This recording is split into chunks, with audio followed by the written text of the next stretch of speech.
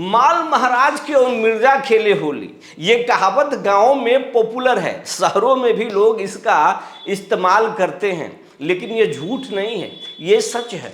हर गांवों में, हर कस्बों में, हर शहरों में ऐसे लोग भरे पड़े हैं जो दूसरे के प्रॉपर्टी पर कब्जा जमा कर बैठे हुए हैं, जो दूसरे के ज़मीन पर कब्जा जमा कर बैठे हुए हैं और आराम से ब्रश करते हैं। गाँव में है तो दातुन करते हैं। अब तो गाँव में भी दातुन का प्रचलन ख़त्म हो गया, बस दूसरे के ज़मीन पर सफ़ेद धोती, लुंगी और गंजी बनियान डाल के बैठ जाते हैं। 10 गो कुर्सी लगा देते हैं। गांव के आसपास के लोग उनको ज़मींदार समझ के और फिर उनके साथ हाथ में हाथ मिलाते हैं। बैठने के एवज में उनको समय समय पर चाय और पानी भी दी जाती है। यही है नवाबी। हालांकि ये ऐसे बैठने वाले लोग हर कोई नकली नहीं है, लेकिन दूसरे के प्रॉपर्टी पर कब्जा जमा कर बैठने वाले लोग अक्सर इस अंदाज में आपको दिख जाएंगे। और अगर आप कह दिए कि चचा वो ज़मीन जो आप रखे हैं वो हमारा ज़मीन है, तो फिर दलील क्या मिलता है? अरे बाबू, तुम बेकार उलझ रहे हो, ये ज़मीन तुम्हारा नहीं है। तुम्हारे दादाजी ने हमारे पिताजी को ये ज़मीन लिखा था और ये केवाला आप देख लो। केवाला तो झूठ होता नहीं है, ये तो सरकार के विभाग, रजिस्ट्री विभाग में होता है। कोई दूसरा आदमी, हम झूठ बोल सकते हैं, तुम झूठ बोल सकते हो, गांव के आदमी झूठ बोल सकता है, ये रजिस्ट्री ऑफिस के केवाला झूठ बोल रहा है, ये झूठ है। इसके बाद कोई गांव का भोला भाला आदमी या फिर कमज़ोर व्यक्ति चुपचाप शांत हो जाता है। लेकिन आपको पता है, वो जो केवाला दिखाया जाता है उसमें 80% ऐसे लोग फर्जी केवाला रखते हैं। और फर्जी केवाला बनता कहाँ है? हर जिलों में ऐसे 1 2 3 लोग कैथी में या फिर फर्जी केवाला लिखने वाले भरे पड़े हैं। इनका रैकेट है, सीओ सीआई और फिर वो लिखने वाले लोग, और ये फिर ज़मीन के भूमि माफिया का एक रैकेट है जो सब आपस में मिले रहते हैं। न सिर्फ फर्जी केवाला होता है बल्कि उसका मोटेशन तक हो जाता है, लगान रसीद भी कटने लगता है। बताइए, अब इतना हो गया तो ज़मीन कैसे कोई कब्जा कर ले? और फिर ठाट से दूसरे का ज़मीन पहले हड़पते हैं लोग, उसके बाद में फिर उसका मोटेशन होता है, फिर धड़ाधड़ उसको बेचने लगते हैं। और ये आम लोगों के तो बेचते ही बेचते थे, सरकार के ज़मीनों को भी अपने नाम पर रैयतीकरण करा लेते थे, उसको भी बेच रहे थे।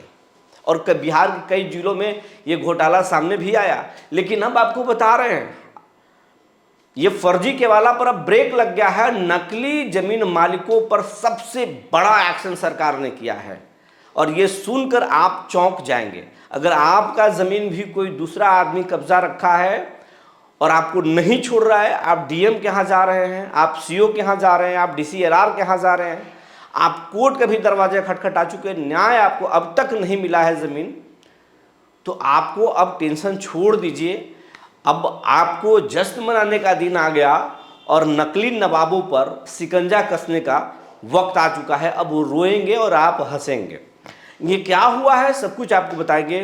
जी नमस्कार, मैं हूं विपुल कुमार और आप देख रहे हैं शुद्ध बिहार डिजिटल न्यूज़। अब आपको बिहार के तमाम रैयतों से ये अपील करना चाहते हैं, ये आपका चैनल है, आपके प्यार आशीर्वाद से ये चैनल आगे बढ़ रहा है, लेकिन आपका साथ अभी भी बहुत कम मिल रहा है। हमारे चैनल को रोजाना लाखों की संख्या में लोग देखते हैं, एक एक वीडियो को 20-20 लाख लोग देखते हैं, लेकिन दुख के साथ कहना पड़ रहा है कि इस चैनल को अभी भी 80% ऐसे दर्शक हैं जो चैनल के सब्सक्राइबर नहीं हैं, चैनल को फॉलोअर नहीं हैं। वैसे सभी आम दर्शकों से मेरा अपील है, विनम्र आग्रह है कि ये चैनल को अगर आप YouTube पर अब तक सब्सक्राइब नहीं किए हैं तो सब्सक्राइब कर लीजिए, बेल आइकन को दबा लीजिए।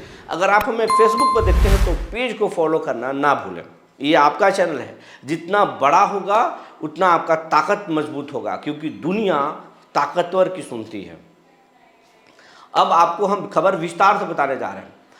हम आपको ये बताने जा रहे हैं कि क्या होने वाला है। तो विजय सिन्हा जो है बिल्कुल निष्पक्षता से काम कर रहे हैं, सरकार निष्पक्षता से काम कर रही है और उनको अब आशीर्वाद बाहर से, ऊपर से भी, दिल्ली से मिल चुका है। बिहार में सत्ता परिवर्तन होने जा रहा है। नीतीश कुमार का ये ड्रीम प्रोजेक्ट है और मोदी ने भी उनको आशीर्वाद दे दिया, आप कहीं नहीं जा रहे हैं, सत्ता बदलेगा लेकिन आपके ये जो विभाग है ये नहीं बदलेगा। ये बहुत पवित्र और नेक काम है जो गरीब लोग हैं, कमज़ोर लोग हैं, उनके ज़मीन को कोई अगर हड़प कर रखा है तो समझिए कितना पीड़ा में है। अपने सामने अगर अपने ज़मीन पर किसी को देखता है तो उसको कितना पीड़ा होता होगा, और ऊपर से उस ज़मीन को बेचा जा रहा है नाजायज़ तरीके से, और पीड़ा होता होगा। कमज़ोर लाचार व्यक्ति किस तरीके से कमज़ोर पड़ जाता है ये आप समझ ही सकते हैं समाज में। लेकिन अगर आप उसको उसके ज़मीन को वापस करेंगे तो बहुत खुशी होगी, सरकार पर विश्वास बढ़ेगा, सिस्टम पर विश्वास बनेगा, और सरकार की ज़मीन सरकार के पास आएगी, हम फिर उद्योग और धंधे लगा सकते हैं। तो ये पवित्र काम है। तो विजय सिन्हा को आशीर्वाद पूरी तरह से मिल चुका है। अब आगे जो एक्शन हुआ है वो खबर ये है कि जो लोग फर्जी तरीके से ज़मीन को रजिस्ट्री करा देते थे, सरकार की ज़मीन अपने नाम पर बताकर रैयती करा करके ज़मीन बेच देते थे, और फिर ज़मीन खरीदने वाला भी परेशान होता था कि आज ज़मीन खरीद लिए, बाद में फिर वही सीओ जो है वो क्लेम करता है कि ये ज़मीन तो गवर्नमेंट का है, आपको मोटेशन नहीं होगा, ये फलाना इसमें शिकायत है, और फिर वो आदमी 20 सालों तक परेशान होता था, और फिर अगर मुँह मांगी रकम दे दिया तो मोटेशन हो जाता था। इस तरीके से पूरे बिहार में खेल चल रहा है या चलता था।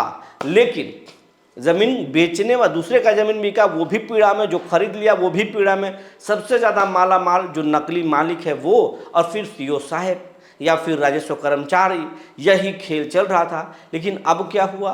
अब खेल ये हुआ कि आप दूसरे का ज़मीन कब्जा तो ज़रूर कर लेंगे, लेकिन अब बेच नहीं पाएंगे। आपको बेचने से पहले सरकार आपका ज़मीन हथिया लेगा। इसके लिए सबसे पहला काम, ज़मीन के जबरन कब्जा छुड़ाने से पहले सरकार ने एक ऐसा पाबंदी लगा दिया कि अब आप ज़मीन दूसरे का ज़मीन नहीं बेच सकते, सरकारी ज़मीन नहीं बेच सकते। ज़मीन बेचने से पहले आपको एक ऑनलाइन आवेदन करना होगा कि ये खाता और खिसरा है, ये प्लॉट है, इतना एराजी है, हम इस ज़मीन को बेचना चाहते हैं। जैसे ही आपको ज़मीन के लिए आवेदन करेंगे, मतलब विक्रेता को आवेदन करना पड़ेगा, या जो ज़मीन खरीदने वाले हैं वो भी आवेदन कर सकते हैं।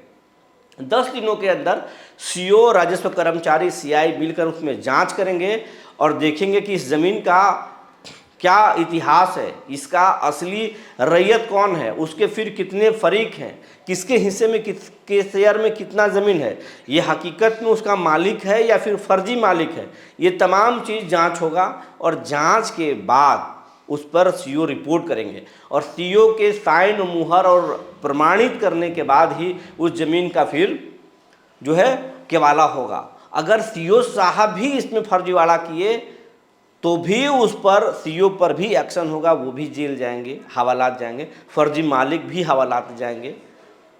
लेकिन इतना नौबत आने वाला है नहीं। अब फर्जी ज़मीन मालिक ज़मीन को जोतेंगे ज़रूर, मौजूदा कब्जा में ज़रूर रख सकते हैं जब तक कि सरकार सर्वे नहीं कर लेती है, लेकिन बेच नहीं पाएंगे। अब दूसरे के हिसाब, मान लीजिए कोई 5 भाई है, 4 भाई है, उसमें अगर 2 भाई नवल्द हो गए तो जितने लोग बच रहे हैं उन पर, तमाम लोगों पर वो शेयर बटेगा। लेकिन होता क्या है कि 2 आदमी का पूरा प्रॉपर्टी एक भाई जो जबरन कब्जा कर लेता है उसके पास हो जाता है, या फिर पूरे पट्टेदार का ज़मीन कब्जा कर लेता है, ऐसे भी मामले हैं। या एक भाई दूसरे भाई का ज़मीन कब्जा कर लेता है और कब्जा करके रखता है और ज़मीन बेच भी देता है। कई बार दूसरे भाई का ज़मीन दूसरा आदमी बेच देता है या बेच रहा है, अभी भी वर्तमान में भी बेच रहा है। कोई बहन का भाई का ज़मीन बहन बेच रही है, इस तरीके से भी चल रहा है। हालांकि बहन का भी अधिकार है, लेकिन अब क्या होगा कि जैसे आवेदन होगा, असली मालिक उसमें पहचान में आएंगे, नकली वाले पकड़े जाएंगे, और नकली होगा तो वहाँ पर सीओ रिपोर्ट नहीं करेंगे तो फर्जी केवाला रुक जाएगा। ये तो एक अलग है, इससे फर्जी केवाला करने वाले लोगों को झटका लगेगा। और एक चीज़ समझ लीजिए आप, ये सिर्फ अगर जो नकली मालिक अगर असली बनकर के अगर ऑनलाइन कर दियो, फर्जीवाड़ा पकड़ाया तो एफआईआर होगा, हवालात उन्हें जाएंगे, नकली ज़मीन तो बिकेगा नहीं, ऊपर से उन पर मुकदमा भी हो जाएगा। ये भी सबसे बड़ा एक्शन कहा जा रहा है। इससे सीओ साहब पसीना पूछ रहे हैं। जो मोटेशन भी किए हैं नकली ज़मीनों का, जो सरकारी ज़मीनों को रैयतीकरण कर दिए हैं, वो सब सीओ और सीआई और राजस्व कर्मचारी रिपोर्ट करने वाले सबका पसीना छूट रहा है। इसके अलावा आपको बताने जा रहे हैं, ये नियम अप्रैल महीने से लागू होने जा रहा है। मार्च चल रहा है, अप्रैल से ये नियम लागू हो जाएगा। बिहार के तमाम सीओ ऑफिस में सीसीटीवी कैमरे लगाए जाएंगे, जहाँ की दलालों का नेटवर्क पकड़ा जाएगा हर एक गतिविधि पर पैनी नज़र रखी जाएगी, जिसका command and control centre Patna में होगा, वहीं से सारी चीज़ों को देखा जाएगा। आर्थिक अपराध इकाई वैसे सभी भ्रष्ट सीओ सीआई के संपत्ति की जांच कर रहे हैं, हो भी रहा है और आगे भी किया जाएगा जिसके बारे में शिकायत मिलेगी। दूसरी बात कि निगरानी में भी अगर आपके साथ कोई शोषण कर रहा है तो निगरानी में भी आप रिपोर्ट कर सकते हैं। निगरानी को भी फ्री हैंड दिया गया है, वो भी जो है छापेमारी करके उन वैसे लोगों को, भ्रष्ट लोगों को पकड़ेंगे।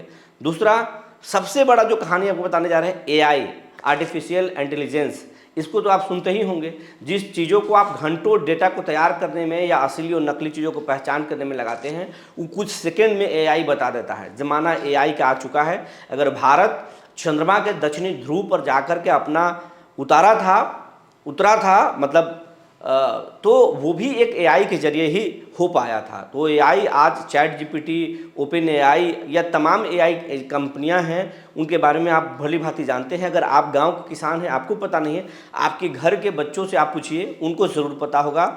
जेनजी से पूछिए, उनको ज़रूर पता होगा। तो एआई हर ऑफिस में, अब सीओ ऑफिस में या फिर राजस्व विभाग के ऑफिस में एआई काम करेगा और एआई के जरिए असली और नकली मालिकों की पहचान होगी, उसके आधार पर एक्शन होगा और अब फर्जीवाड़ा नहीं चलेगा।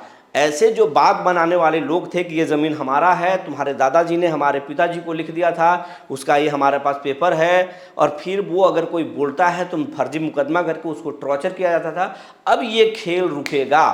तो ये अप्रैल से शुरू हो रहा है और अप्रैल में सत्ता का हस्तांतरण भी होगा, बिहार को नया मुख्यमंत्री भी मिलेगा, उसके बाद बुलडोजर एक्शन होगा। आप यकीन मानिए, जबरन कब्जा छुड़ाने का खेल ज़बरदस्त शुरू होगा। जो जानकारी निकल कर आई थी हमने आपको बता दिया। तब तक के लिए धन्यवाद।